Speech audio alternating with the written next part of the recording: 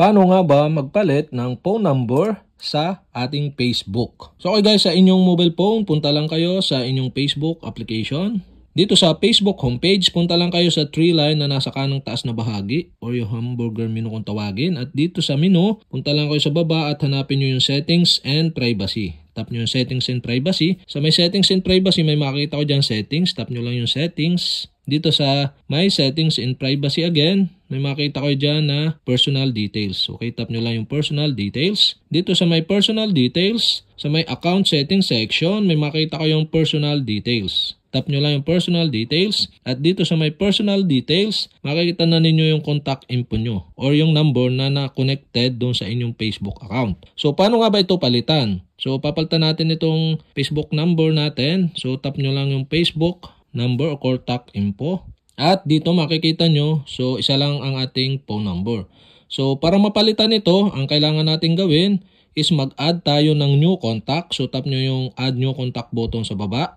At dito may magpapa-pop up, which would you like to add? So pwedeng email or phone number. So dahil papalitan natin ng phone number, so tap nyo yung add mobile number.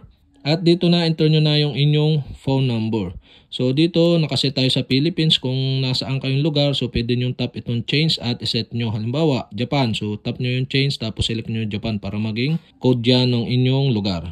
So dahil Pilipinas tayo, +63 tayo. Tapos dito enter nyo na yung inyong number na ipapalit doon sa inyong number na connected sa inyong Facebook.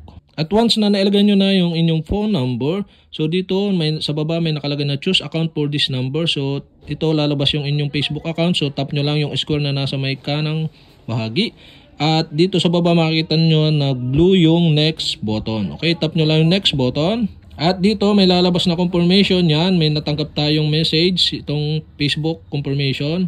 At enter lang natin yung code na natanggap natin via SMS. Napapasok doon sa bago nating number na i-connect sa ating Facebook. Turn guys, so ganito na, you added your number to account selected. So your number will only be visible to you. So sa tayo daw lang nakakakita, tap na natin yung close. At yan, successful na tayo nakapag-add ng phone number. So okay, paano nga ba tanggalin yung isa nating number or paano magpalit ng number? So ito na yung ating number na isa. Ang gagawin lang natin is tap lang natin yung number na ating di-delete. At yan, pag natap nyo na, so may makita kayo dito na delete number button. So tap natin yan. At another pop-up. So tap natin dito sa pop-up yung delete button. At dito, so for security purposes, so meron tayong matatanggap na code uli. Check your WhatsApp message. So kapag wala kayong WhatsApp account or application sa inyong mobile phone, so tap nyo itong try another way button sa baba. At dito, choose a way to confirm it's you. There are your available confirmation method. So, ito yung number na inyong tatanggalin or papalitan. So, doon papasok yung code. Kaya naman, dapat active pa yung inyong mobile phone para doon ma-receive yung code. So, tap natin yung continue button. So, okay guys, ito, natanggap natin yung code. So, enter lang natin doon yung code. At once na nailagay na natin yung code, tap nyo continue button. So okay guys, ganun lang kadali magpalit ng mobile number sa ating Facebook account. Sana nakatulong itong video na to at kapag hindi ko pa kayo subscriber, mag-subscribe lang kayo sa aking YouTube channel. I-click nyo lang ang subscribe button at ang bell para updated kayo sa mga video like this. Okay, salamat sa panonood.